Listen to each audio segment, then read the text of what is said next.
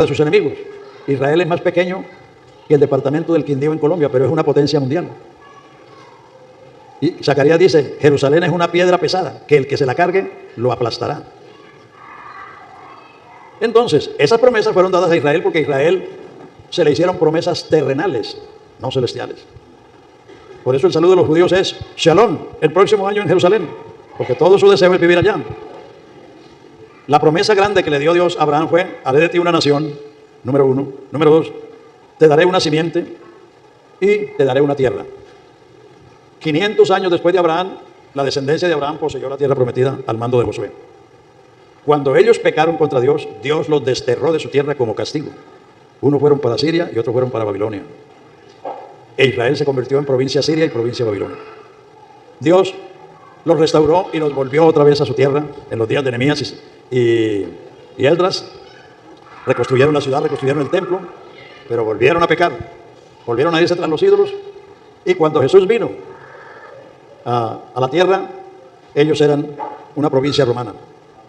Y en el año 70 del primer siglo cristiano, el general Tito destruyó la ciudad, destruyó el templo, se llevó los tesoros para Roma. Los judíos fueron dispersos por el mundo sin tener nación desde el año 70 del primer siglo hasta 1948 del siglo pasado.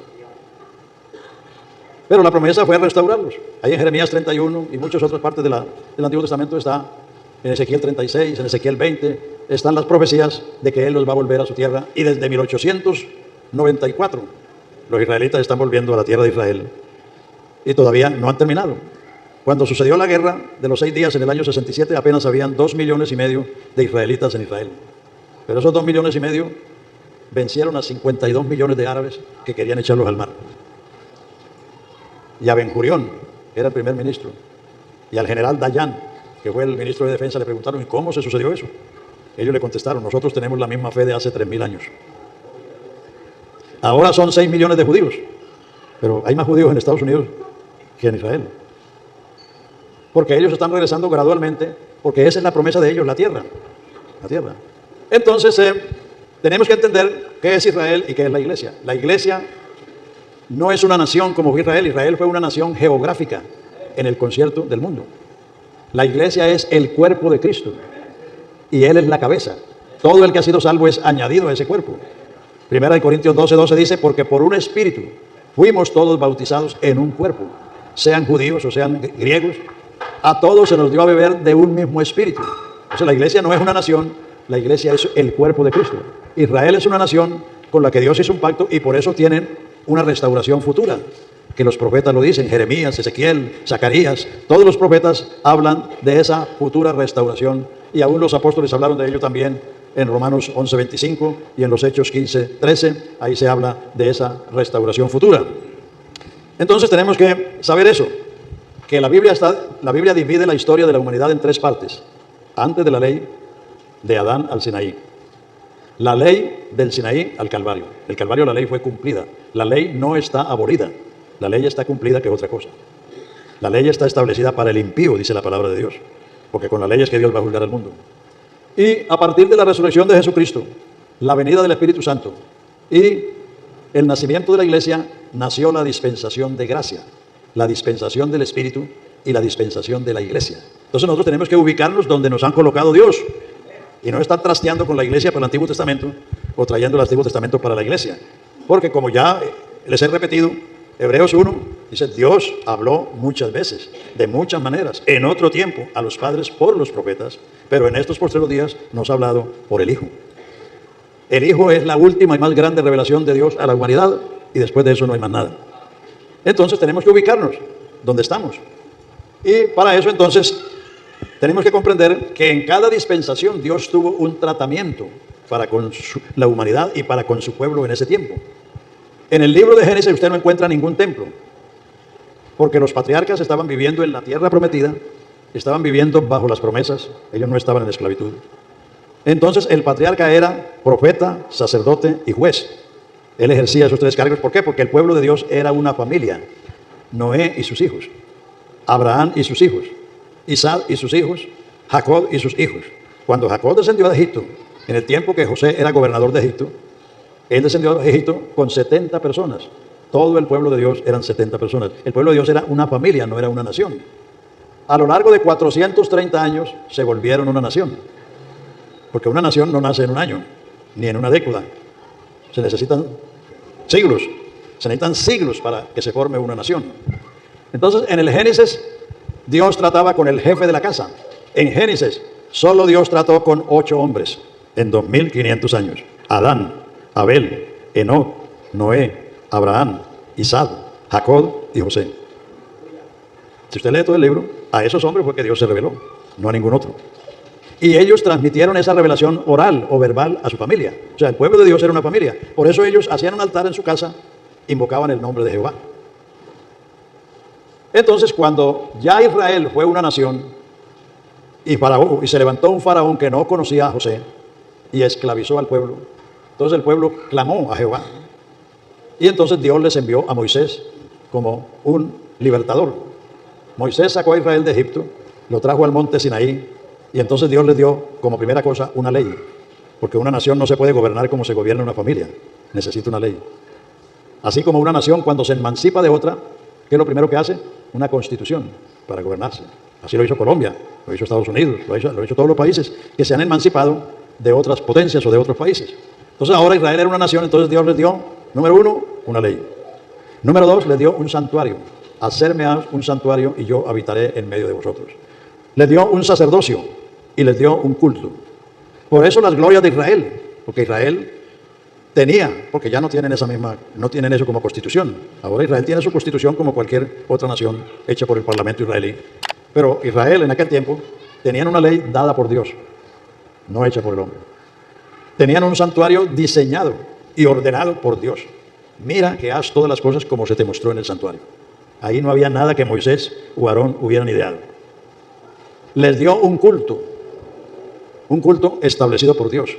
Las naciones tienen cultos paganos a sus ídolos, pero Israel tenía un culto ordenado y establecido por Dios. Por eso ellos dicen, no, la cultura que nosotros tenemos nos la dio Dios. Cómo nos vestimos, cómo comemos, cómo practicamos la vida. Entonces, porque Dios se propuso hacer de Israel una nación modelo en el mundo. Israel era una nación teocrática, o sea, que el rey era Dios. Usted lee de Éxodo en adelante cientos de veces. Así dice Jehová, rey de Israel. Así dice Jehová, el santo de Israel. Así dice Jehová, el Dios de Israel.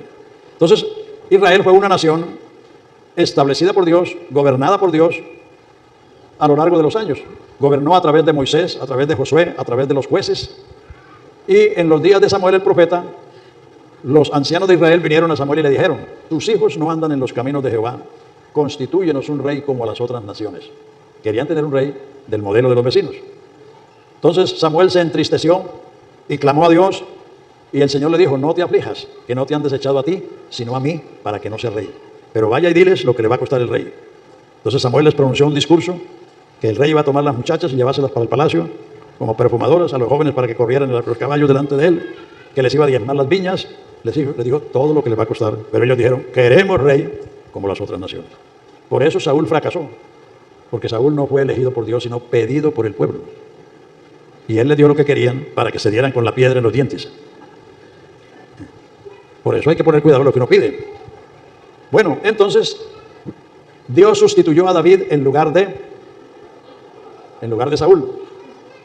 Y cuando Salomón dedicó el templo, capítulo 8 del primer libro de Reyes, dice, cuando Salomón oró, dice, Jehová, tú has cumplido hoy lo que dijiste a mi padre David. Desde el día que saqué a Israel de Egipto, ninguna ciudad he elegido para poner en ella mi nombre, ni a ninguno he elegido para que sea príncipe sobre mi pueblo. Mas ahora he elegido a Jerusalén para poner en ella mi nombre y a David para que sea príncipe sobre mi pueblo. Entonces, David llevó a Israel a la cumbre y su hijo Salomón disfrutó, porque en los 40 años de Salomón hubo paz en todo el reino, prosperidad. Entonces llegó Israel a la cumbre, pero después de que Salomón murió, lo sustituyó Roboam. Y el pueblo vino a Roboam diciéndole que le aliviara las cargas, que le bajara los impuestos, porque Salomón tenía un harén de 1000 mujeres, figúrese. Mucho goloso, ¿no? Un harén de 1000 mujeres. Y la grandeza del reino de Salomón Eso le costaba a Israel mucho dinero. Cada tribu tenía que sostener la casa del rey por un mes al año. Y si usted lee todo eso, se da cuenta cuántos novillos, cuántos becerros, cuántas ovejas, se sacrificaban en un solo día para atender la comida del palacio del rey. Entonces Roboam fue a los ancianos y les pidió consejo. Y los ancianos le dijeron que sí, que le bajara los impuestos, que le bajara las cargas. Pero después él fue a los jóvenes que se habían criado con él y les pidió consejo y le dijeron no se las baje, dóbleselas. Le dijeron sus compañeros de crianza. Entonces cuando vino el pueblo a los 3 días a escuchar la respuesta del rey, entonces Roboam le dijo: el dedo meñique mío es más grueso que los lomos de mi padre. Si mi padre los castigó con azotes, yo los voy a castigar con escorpiones. Es decir, se las voy a doblar, se las voy a poner difícil. Entonces las 10 tribus que estaban influenciadas por Jeroboam dijeron: ¿qué tenemos nosotros que ver con el hijo de David? Y se dividieron. Las 10 tribus del norte se dividieron. Y Roboam, que no era del linaje real sino un siervo, les hizo un santuario allá en la provincia del norte y nombró sacerdotes del pueblo. Y las 10 tribus de Israel apostataron de la fe que habían recibido. Y Jeroboam les hizo unos bueyes de oro y le dijo a los israelitas: vea, estos son los dioses que te sacaron de Egipto. Entonces Israel apostató totalmente, pero Dios siguió reinando con la tribu de Judá y la tribu de Benjamín, que era el reino del sur. Y ellos reinaron, o el Señor reinó a través de ellos, hasta que Nabucodonosor invadió a Judea y a Jerusalén y destruyó la ciudad y destruyó el templo. Entonces así ya Israel no era el reino de Dios, sino una provincia asiria en el norte y una provincia babilónica en el sur. Porque el reino de Dios comenzó con Israel, porque el reino es una nación gobernada por un rey. Colombia es una república, España es un reino, Inglaterra es un reino, Holanda es un reino, Bélgica es un reino. ¿Por qué? Porque tienen un rey o una reina. Entonces, reino es una nación gobernada por un rey. Cuando el Señor sacó a Israel de Egipto, según Éxodo 19, 5 y 6, les dijo: si vosotros oyeres mi voz y guardares mi pacto, vosotros seréis mi especial tesoro sobre todos los pueblos de la tierra, vosotros me seréis un reino de sacerdotes y de gente santa. Israel era el reino de Dios. Es más, se le llamó la tierra gloriosa de Israel. ¿Por qué? Porque tenían por rey al rey de la gloria. Pero con la apostasía de Israel y posteriormente de Judá, ellos fueron desterrados y el reino de Dios se suspendió, se interrumpió. El reino de Dios se interrumpió. Por eso cuando Juan el Bautista comenzó a predicar diciendo: arrepentidos porque el reino de Dios se ha acercado, enseguida los rodearon los israelitas. Porque ellos tenían la esperanza de que el reino sería restaurado. Porque el Señor le dijo a David en el pacto que hizo: tu casa, tu reino y tu trono será firme para siempre, y no faltará varón de tu descendencia que se siente en el trono de Israel. Entonces ellos tenían esa esperanza de que el hijo de David vendría a restablecer el reino, o sea, a liberar a Israel del dominio extranjero. Entonces por eso tenemos que entender que hubo un tratamiento en la época del Génesis y hay otro tratamiento en la ley, como hay otro tratamiento en la gracia.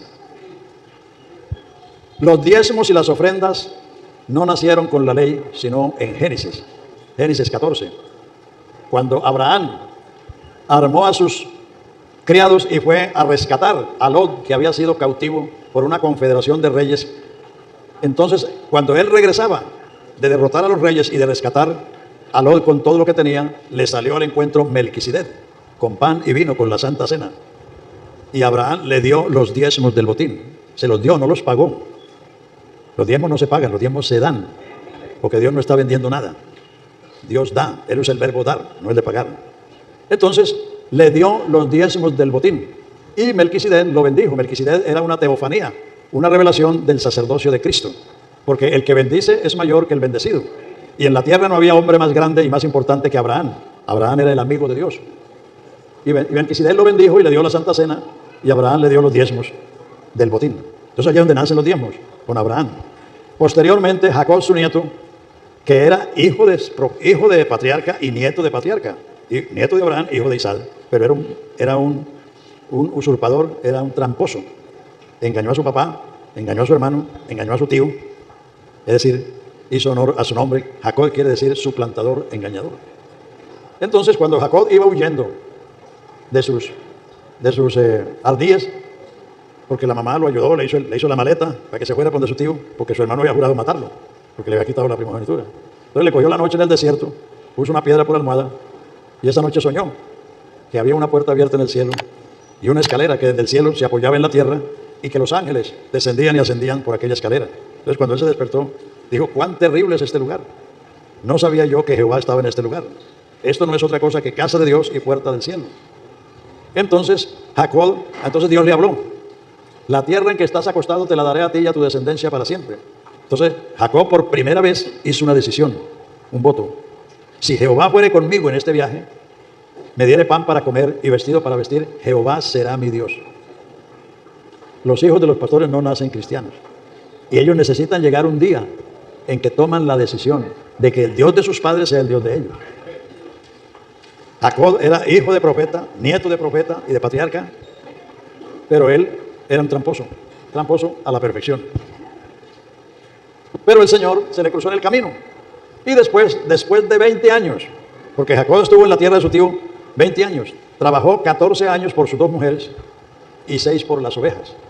Y después de 20 años Dios le dijo: vuélvete a la tierra de tu padre y yo te haré bien. Y entonces él organizó su hacienda y sus mujeres y sus hijos y se encaminó de regreso, aleluya, se encaminó de regreso a la tierra de su padre. Pero entonces se encontró con la noticia que su hermano venía a encontrarlo con 400 hombres armados. Entonces se le debilitaron las piernas a Jacob, se angustió porque pensó que su hermano venía a cobrarle la que les había hecho. Entonces él organizó su familia por grupos y la hacienda diciendo: vayan delante de mí, y si encuentran a mi señor Esaú, diles que este es un presente de tu siervo Jacob. Quizás cuando yo vea su rostro habré apaciguado su ira. Y se quedó solo Jacob en el vado de Jabot, y aquella noche luchó con Jacob un varón. No fue Jacob que luchó con el varón. Aquella noche luchó con Jacob un varón hasta que rayaba el alba. Y el varón le preguntó: ¿cuál es tu nombre? Tramposo. Jacob. Y el varón le dijo: no se llamará más tu nombre Jacob, sino Israel, que quiere decir príncipe de Dios, porque has luchado con los hombres y con Dios y has vencido. Aleluya. Allí fue donde Jacob se convirtió, pero eso fue 20 años después de que él había hecho el voto, figúrese. Así que téngale paciencia a los hijos y crea que a pesar de que las vueltas que ellos den, el Señor los va a traer. El Señor los va a traer. No piense que están perdidos de todo. Piense en que Dios es supremamente bueno y paciente para con nosotros. Entonces ahí cuando Jacob vino a convertirse. Bueno, ¿a qué viene todo esto? ¿En qué momento Jacob? Porque Jacob se va y hace un voto. A los 20 años viene. ¿En qué momento Jacob da los diezmos? Ah, bueno, según la historia, ¿no? Espérate. Entonces, cuando Jacob hizo el voto, cuando iba de camino de su casa para la casa de su tío, dijo: ungió con aceite la piedra que le había servido de cabecera. Dijo: esta piedra será casa de Dios y puerta del cielo, y de todo lo que me diere Jehová, el diezmo lo apartaré para ti. Ahí está el padre Abraham y el nieto Jacob haciendo lo mismo. Entonces los diezmos y las ofrendas son el sistema financiero que Dios ha establecido para el sostenimiento de su obra. Y eso está en el libro de Génesis. Eso no nació con la ley, eso nació con los patriarcas, y la iglesia es la continuación de la promesa de Dios a Abraham. Ahí en Gálatas 3:13 aprendimos. En Gálatas 3, los últimos versículos dice: si vosotros sois de Cristo, linaje de Abraham sois y herederos conforme a la promesa. Y Jesús le dijo a los judíos que reclamaban ser descendientes de Abraham, Jesús le dijo: si fuerais hijos de Abraham, las obras de Abraham haríais. Entonces de allá vienen los diezmos y las ofrendas. Todo lo que se hizo en el Génesis era voluntario. A Abraham nadie le dijo que trajera los diezmos, ni a Jacob tampoco nadie le dijo. Entonces tampoco ellos hacían un altar y para invocar al nombre del Señor hacían. Todo eso lo hicieron ellos voluntariamente. Entonces cuando vino la ley en el monte Sinaí, entonces la ley es una orden que manda y prohíbe. Eso es lo que es la ley. Entonces todo lo que era voluntario, la ley lo volvió obligatorio. Entonces por eso en Israel se hablaba de pagar los diezmos, porque ya no era una cosa voluntaria, sino una cosa obligatoria. Porque la ley es una orden que manda y prohíbe. Amarás al Señor tu Dios con todo tu corazón, con toda tu inteligencia y con todas tus fuerzas. Amarás a tu prójimo como a ti mismo. Amarás a tu padre y a tu madre para que te vaya bien y seas de largos días sobre la tierra. No harás imagen de lo que está en el cielo, ni abajo en la tierra, ni en las aguas debajo de la tierra. No te inclinarás a ella, ni las honrarás, porque yo soy tu Dios fuerte y celoso. No matarás, no dirás falso testimonio, no cometerás adulterio, no codiciarás la casa de tu prójimo, la mujer de tu prójimo, ni su criado, ni su buey, ni su asno, ni nada de su prójimo. Entonces los mandamientos mandan y prohíben. Por eso, volviendo a Romanos 5:13, los descendientes de Adán hasta Moisés no pecaron como Adán, porque ellos no tenían unos mandamientos que le dijeran, haga esto y no hagas aquello. Ellos no eran transgresores, ellos eran pecadores por naturaleza, porque el pecado entró por un hombre y pasó a todos los hombres. Pero después del Sinaí, el hombre es triple pecador. Pecador por naturaleza, pecador por acción porque hace lo prohibido y pecador por omisión porque no hace lo mandado. Entonces, la ley reguló, entonces la ley, como dije antes, Dios ya les dio, siendo una nación, les dio una ley y les dio un santuario. Hasta que no hubo un pueblo redimido, no hubo un santuario. El tabernáculo en el desierto fue el primer santuario que Dios designó, que Dios ordenó y que Moisés erigió en el desierto. Entonces, para administrar ese santuario se necesitaba un sacerdocio. Entonces Dios designó la tribu de Leví y la casa de Aarón para cumplir ese propósito. Todos los sacerdotes eran levitas, pero no todos los levitas eran sacerdotes. Leví era una tribu, como la tribu de Judá, como la tribu de Rubén, como la tribu de Neftalí. Pero de la tribu de Leví Dios escogió una familia, la de Aarón. Él y sus hijos de generación en generación serían los sacerdotes. Entonces los levitas tenían una función y los sacerdotes tenían otra. A eso fue lo que leímos en el capítulo 18 de Números. Allí el Señor le dijo a Aarón qué era lo suyo. Las ofrendas, las primicias y los diezmos de diezmos eran para el sacerdocio, que no solamente era Aarón, sino sus hijos y toda su familia. Y los diezmos fueron dados a los levitas, no al levita, sino a los levitas, como remuneración por el ministerio, porque a ellos no se les dio tierra. A todas las demás tribus se les dio una porción de tierra según el tamaño de la tribu y según también el trabajo que hacían, si eran pastores de ovejas o si eran agricultores, en fin. Pero a la tribu de Leví no se le dio, solamente se le dio unos ejidos, que eran como unos solares en las casas donde ellos vivían para que allí guardaran las ovejas, los becerros, todos los animales que les traían, ellos tenían que tener donde tenerlos. Entonces se les dio unos ejidos, pero ellos no tenían tierra para cultivar, porque ellos fueron escogidos para ministrar en el santuario. Entonces ahí en Números está la regulación. Aarón y sus hijos y sus hijas, toda la familia de Aarón eran sacerdotes. A todos ellos se les dio las ofrendas. Ahí está especificado el tipo de ofrendas. Y las primicias. Y a la tribu de Leví, que eran los encargados de el mantenimiento del santuario, o sea, armarlo, mantenerlo, desarmarlo, cargarlo. Todo eso lo hacía la tribu de Leví. Entonces a ellos se les dio los diezmos como remuneración por el ministerio, porque el Señor le dijo, no tendréis heredad en Israel, porque yo soy vuestra heredad. Entonces los alfolíes allá no eran cajones para recibir moneda, eran bodegas, porque los diezmos eran en especie, era trigo, cebada, sí, granos, becerros, ovejas, corderos, árboles frutales. Entonces los diezmos y las ofrendas fueron distribuidos de esa manera. Y las primicias surgieron porque cuando ellos entraron en la tierra prometida, durante todo el viaje por el desierto, ellos no dieron ni diezmos, ni ofrendas, ni primicias, porque estaban de un lugar a otro, no tenían cementeras, no tenían ganados. Bueno, sí tenían ganados, pero lo usaban para los sacrificios. Entonces cuando entraron en la tierra prometida les dijo que cuando vinieran las primeras espigas, los primeros frutos, los trajeran al sacerdote para que él los presentara ante Jehová. De ahí nacieron las primicias. O sea, las primicias sí nacieron con la ley, pero no los diezmos y las ofrendas. Y las primicias nacieron porque ellos entraron en una tierra que no habían cultivado, en ciudades que no habían edificado. Entonces, las primicias sí son de la ley y no son obligatorias. Si hay hermano que le trae primicias, pues recíbalas, pero eso no es obligatorio. Eso no es obligatorio.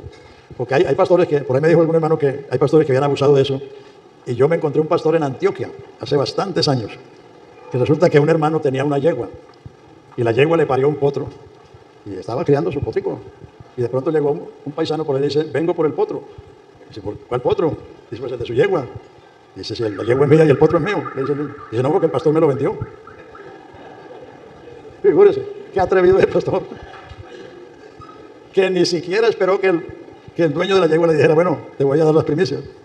Sino que él fue y lo vendió a un vecino y el vecino fue a buscar su potro. Entonces, el sistema financiero de Dios son los diezmos y las ofrendas, que nacieron con nuestros padres, quienes recibieron las promesas, y que nosotros somos la continuación de las promesas hechas a Abraham, a Isaac, y a Jacob y a los hijos de Israel. Entonces, lo que vino con la ley, eso quedó abolido, no la ley.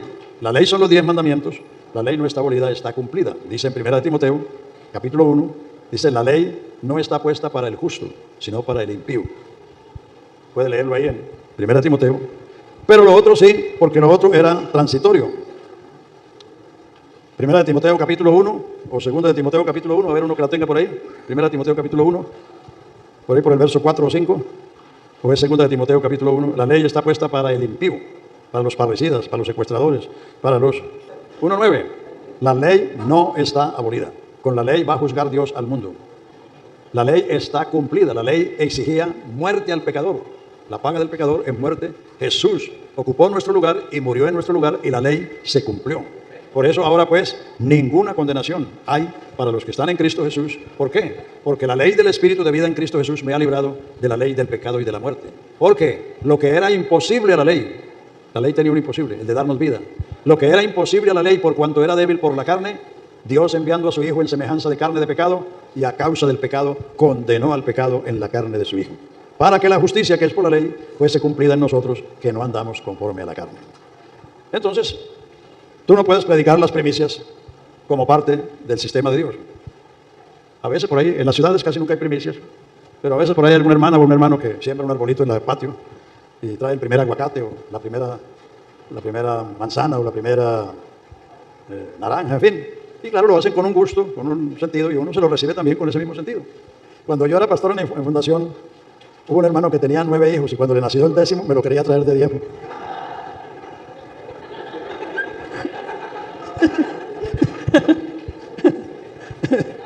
Me quería dar el hijo de 10. Aleluya. Entonces los hermanos pues leen las cosas y piensan que eso es así, ¿no? Que eso es.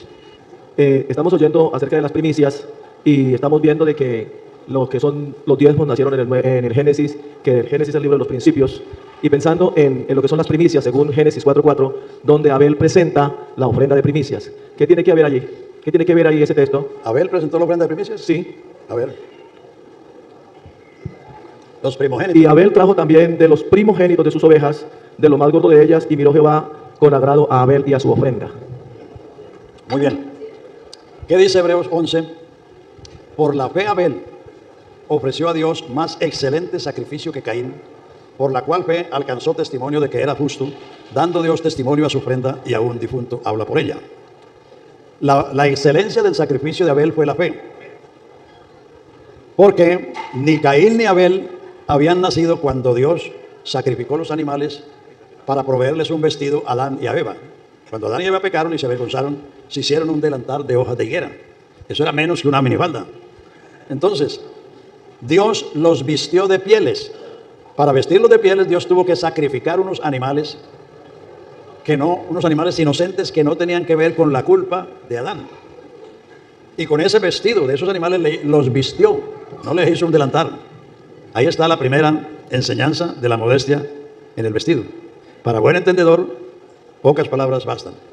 Ellos se hicieron un delantal de hojas de higuera, que eso era pan para hoy y hambre para mañana, porque las hojas se le iban a secar y iban a quedar en las mismas. Pero Jehová los vistió de pieles. Entonces, si Abel supo hacer un sacrificio, es porque su padre les había enseñado. El pecado de Caín no fue que él ofreció las más malas huyamas o los frutos de la tierra, sino que a él no le importó lo que Dios dijo y lo que Dios hizo. Caín siguió su camino. El pecado de Caín fue seguir su camino, porque con ese sacrificio Dios le estaba enseñando al hombre: la paga del pecado es muerte.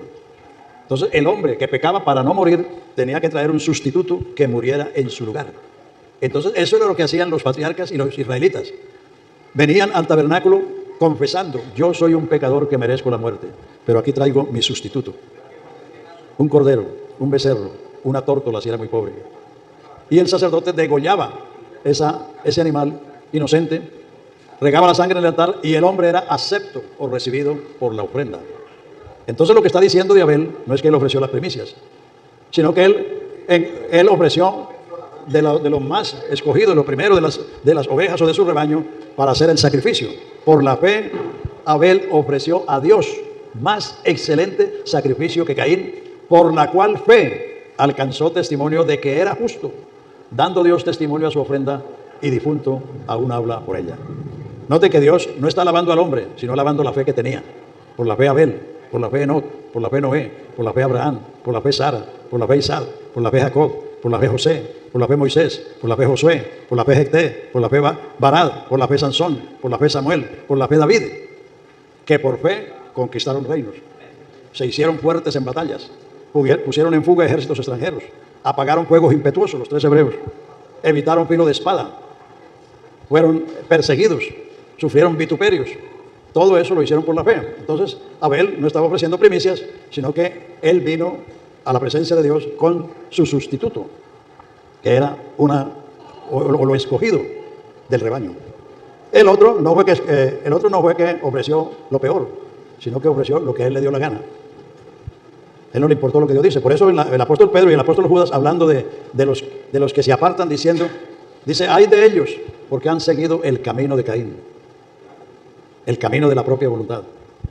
Si Dios le enseñó a Adán que el pecado es muerte, y para que Adán no se muriera, Dios ofreció un sacrificio. Adán vivió 930 años después de eso.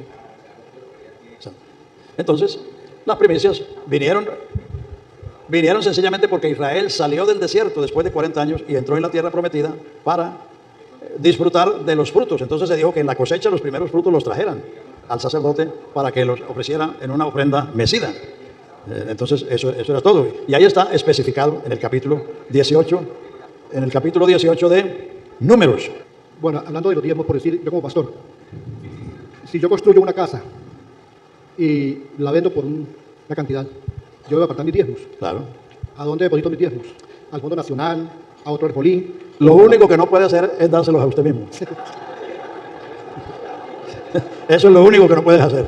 Puedes ponerlos en el fondo local, en el fondo distrital, en el fondo nacional, usarlo para otra cosa, porque uno mismo no puede pagarse los diezmos o darse los diezmos a sí mismo. Eso no sería correcto. Sí, porque hay hermanos que tienen por ahí sus vaquitas y sus terrenitos y su negocito, aunque deben contentarse con lo que el Señor les da. Entonces,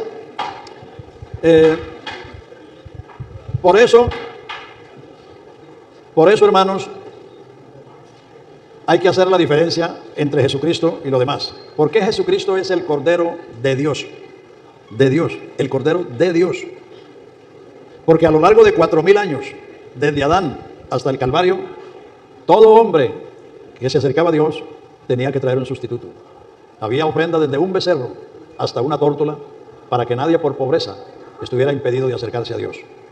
Pero todo hombre, ya sea en la era patriarcal o en la ley, venía al patriarca o al sacerdote y le traía el animalito. Yo soy un pecador que merezco la muerte, pero aquí traigo mi sustituto. Y el animalito moría en lugar de él. Y el hombre era acepto. ¿Han leído el Salmo 32 que dice: bienaventurado aquel cuyas transgresiones son perdonadas y cubiertos sus pecados? El perdón en el Antiguo Testamento estaba basado en que la sangre del animal expiaba o cubría el pecado del culpable. Por eso dice en el Nuevo Testamento que Dios pasó por alto en su paciencia los pecados pasados. ¿Alguno que se lea Hebreos 9:15? A ver, usted que lee bien. Hebreos 9:15. Por cuanto es mediador de un nuevo pacto. A ver. Así que por eso es mediador de un nuevo pacto, para que interviniendo muerte para la remisión de las transgresiones que había bajo el primer pacto, los llamados reciban la promesa de la herencia eterna. Porque las transgresiones que habían bajo el primer pacto fueron quitadas en el Calvario, porque apenas estaban cubiertas. Expiar quiere decir cubrir. Bienaventurado aquel cuyas transgresiones han sido perdonadas y cubiertos sus pecados. El perdón en Israel era basado en que el pecado del hombre era cubierto por la sangre del animal. Pero Jesucristo es el Cordero de Dios, porque Dios se proveyó de Cordero. Hebreos 10 dice: como no te agradaron los sacrificios, ni los holocaustos, ni las expiaciones por el pecado, entonces dije, como está escrito en el rollo del libro, me preparaste cuerpo. En esa voluntad somos santificados por la ofrenda del cuerpo de Jesucristo, hecha una vez para siempre. Jesucristo es el Cordero de Dios porque Dios se proveyó un cuerpo en las entrañas de una virgen. Y es el Cordero de Dios porque Dios mismo ofreció ese Cordero. Segunda de Corintios 5:19 dice: Dios estaba en Cristo reconciliando consigo al mundo, no tomándole en cuenta a los hombres sus pecados, y nos encargó a nosotros la palabra de la reconciliación. Hebreos 9, 13 y 14 dice: si la sangre de los toros y de los machos cabríos y la ceniza de la becerra rociada a los inmundos los purificaba en cuanto a la carne, ¿cuánto más la sangre de Cristo, el cual por el Espíritu eterno se ofreció sin mancha a Dios, limpiará vuestras conciencias de las obras de muerte para que sirváis al Dios vivo? Él es la ofrenda y el oferente. Es que en Jesucristo solo se da eso. Solo en Jesucristo Él es el Rey y el siervo. Solo Él es el juez y el abogado. Solo Él es el Padre y el Hijo. Solo Él es la ofrenda y el oferente, el Cordero y el sacerdote que la ofrecen. Por eso Jesucristo es el todo en todos. Entonces, Jesucristo es el Cordero de Dios. O sea, Dios proveyó un Cordero no para expiar, sino para quitar nuestros pecados. Al que nos amó y nos lavó de nuestros pecados con su sangre y nos hizo reyes y sacerdotes para Dios su Padre. Entonces, lo que pasó en el Edén fue una enseñanza gráfica que Dios hizo de cómo resolver el problema del pecado hasta que viniera el Cordero de Dios que quita el pecado del mundo. Entonces, lo que hizo Abel fue seguir lo que su padre Adán le enseñó. Lo que no hizo Caín fue obedecer eso, sino seguir su propio camino. Bueno, entonces vamos a seguir con... entonces, la ley que fue promulgada en el monte Sinaí y fue cumplida en el monte Calvario, ninguna ley es retroactiva, ni la de Dios siquiera. Por eso dice Romanos 5:13, antes de la ley había pecado, pero donde no hay ley, no se inculpa, no hay transgresión. O sea que la ley comenzó a funcionar a partir de su promulgación en el monte Sinaí, no antes. Como el Congreso cuando hace una ley, hasta que el presidente no la firma, no es ley. Y esa ley tiene una fecha en la que comienza a regir. Esa ley no es aplicable antes, sino a partir de esa fecha. Entonces, la ley que fue proclamada en el Sinaí estableció muchas otras cosas. Entre ellas, en la ley había un castigo para cada pecado. El asesino debía morir, el hechicero debía ser quemado, el adúltero apedreado, ojo por ojo, diente por diente, mano por mano, vida por vida. No sé si usted quiere vivir en la ley. Y el que era declarado maldito, colgado en una cruz. Maldito todo aquel que es colgado en un madero. Entonces, esa dispensación terminó en el Calvario. Y el sacerdocio y el culto, todo aquel terminó porque todo eso era sombra de lo que había de venir. Capítulo 10 de Hebreos. La ley teniendo la sombra de los bienes venideros, no la imagen misma de las cosas. Si usted se pone frente a la luz, hay una sombra, hay una silueta, pero ese no eres tú. Es la silueta que se proyecta porque la luz le está dando a su cuerpo. La ley teniendo la sombra de los bienes venideros, no la imagen misma de las cosas, nunca puede, por los sacrificios que se ofrecen, hacer perfecto en cuanto a la conciencia al que practica dicho culto. Ahí lo dice en Hebreos 10, 1 y 2. Sacrificio y ofrenda no quisiste, las cuales se ofrecen según la ley. Entonces dije, heme aquí, como en el rollo del libro está escrito, me preparaste cuerpo, quítalo primero para establecer esto último. En esa voluntad somos santificados por la ofrenda del cuerpo de Jesucristo, hecha una vez para siempre, porque ciertamente todo sacerdote está día ofreciendo los mismos sacrificios que nunca pueden quitar los pecados. Pero Cristo, habiendo ofrecido un solo sacrificio por los pecados, se ha sentado a la diestra de Dios, de ahí en adelante, esperando hasta que sus enemigos sean puestos por estrado de sus pies, porque con una sola ofrenda hizo perfectos para siempre a los santificados. Y esto lo atestigua el Espíritu Santo después de haber dicho, este es el pacto que haré con ellos. Pondré mis leyes en sus corazones, en sus almas las escribiré. Y añade, no me acordaré más de vuestros pecados e iniquidades, porque donde hay remisión de estos, no hay más ofrenda por el pecado. Entonces viene una conclusión. Así que tenemos libertad de entrar al lugar santísimo por la sangre de Jesucristo, por el camino nuevo y vivo que Él nos abrió. Esto es por el velo de su carne que fue rota. Ahí está todo. Aleluya. Entonces, ya le digo, si los hermanos te traen la primicia, recíbalas, porque ellos lo hacen de buena voluntad, pero eso no es obligatorio. Y los diezmos, como he dicho, los diezmos se dan. Las ofrendas se dan. El verbo que Dios usa es el verbo dar. El verbo de la ley era hacer.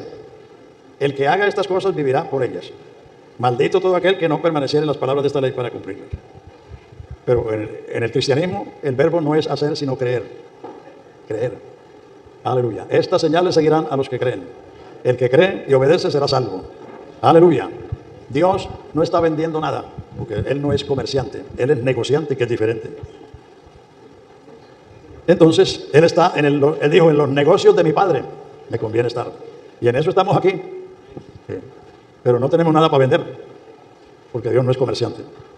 Entonces, los diezmos y las ofrendas se predican como una doctrina cristiana, como se predican las demás doctrinas.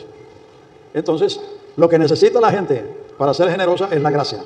De gracia recibiste, ¿qué dice? Dad de gracia. Nadie es generoso por naturaleza humana. Lo que nos hace generosos es la gracia de Dios, que no solamente damos los diezmos, no solamente damos las ofrendas, sino que nos damos a nosotros mismos al servicio de Dios y al servicio de los demás. Entonces, como ahora el sumo sacerdote es Jesucristo, entonces por eso los diezmos en la iglesia se mandan al fondo general, porque el fondo general es el medio para poder mantener la organización y poder ayudar. Muchos han recibido ayudas para construcción, muchos han recibido ayudas para mantenimiento, para arriendos. ¿De dónde sale eso? Del fondo general. El fondo general es alimentado por dos fuentes, el diezmo de diezmo y la ofrenda misionera. En la localidad quedan las demás ofrendas, queda el 90%, no para el pastor, sino para la administración del santuario. El pastor es una parte principal y por eso recibe una parte principal, pero el pastor no es el dueño de los diezmos. Levítico 27 dice, el diezmo pertenece a Jehová. La gente no le trae los diezmos a ti, la traen al Señor. Y entonces el Señor pone una administración en su iglesia para que los diezmos sean administrados para el mantenimiento del santuario. Es decir, un santuario como este necesita pagar impuestos, pagar luz, pagar agua. Bueno, quizás no pagar impuestos porque aquí están exonerados de los impuestos, pero el mantenimiento de un edificio de estos cuesta. Y además la iglesia tiene la misión de hacer la obra evangelista. Si no tiene con qué hacerlo, porque todo se lo consume el pastor, entonces no habrá cómo esparcir el evangelio y habrá que poner a las hermanas a vender empanadas para pagar el teléfono y para pagar el agua. No. De ahí viene la provisión para todo. Vea, cuando al Señor Jesús le cobraron el impuesto, ¿qué hizo él? Mandó a Pedro a que sacara un pez y que le abriera la boca y había un estatero. Dijo, paga por ti y por mí. En la boca de los peces está la provisión para el pescador y para el dueño de la pesca. No solo para el pescador. Paga por ti y por mí. Amén. Los diezmos son de Jehová. Y en la iglesia hay una administración. Es decir, la administración está determinando que el pastor va a recibir una determinada cantidad de dinero para su sostenimiento. Porque el Señor dijo, digno es el obrero de su salario. Pero lo que sí tenemos que cuidarnos es de no enriquecernos. Allá en 1 de Timoteo, capítulo 6, en las cartas pastorales, no en las cartas a las congregaciones, no en las cartas pastorales, habla de los que quieren enriquecerse. Y entonces sufren muchos daños. A ver, eso está en 1 de Timoteo, capítulo 6. Y eso deben tener cuidado porque a veces la prosperidad es más dañina que la persecución. La persecución bendice a la iglesia porque la gente busca a Dios y Dios les responde. Pero la prosperidad a veces hace que la gente busque en otras cosas. Dice 1 Timoteo 6:6, pero gran ganancia es la piedad acompañada de contentamiento, porque nada hemos traído a este mundo y sin duda nada podemos sacar. Así que teniendo sustento y abrigo, estemos contentos con esto, porque los que quieren enriquecerse caen en tentación y lazo y muchas codicias necias y dañosas que hunden a los hombres en destrucción y perdición. Porque la raíz de todos los males es el amor al dinero, el cual codiciando algunos se extraviaron de la fe y fueron traspasados de muchos dolores. Mas tú, oh hombre de Dios, huye de estas cosas. Sigue la justicia, la piedad, la fe, el amor y la paciencia, la mansedumbre. Pelea la buena batalla de la fe, echa mano de la vida eterna, la cual asimismo fuiste llamado, habiendo hecho buena profesión delante de muchos testigos. Así que ahí está la advertencia, porque a más de uno nos ha dañado la prosperidad económica. No debemos dejar de ser siervos. El pastor no es un señor, es un siervo del Señor. Y trabajamos no sencillamente para conseguir dinero, no. Nosotros no trabajamos para eso. El Señor prometió suplir todo lo que nos falte según su riqueza en gloria en Cristo Jesús. Yo tengo 54 años de estar sirviendo al Señor. No he necesitado meterme en ningún negocio para educar a mis hijos, para tener mi familia bien. Siempre el Señor me ha provisto lo que he necesitado. Porque una cosa es confiar en el Señor y otra cosa es confiar en los negocios. En los negocios. Ya, el que se dedica a eso, ya va fallando en la fe.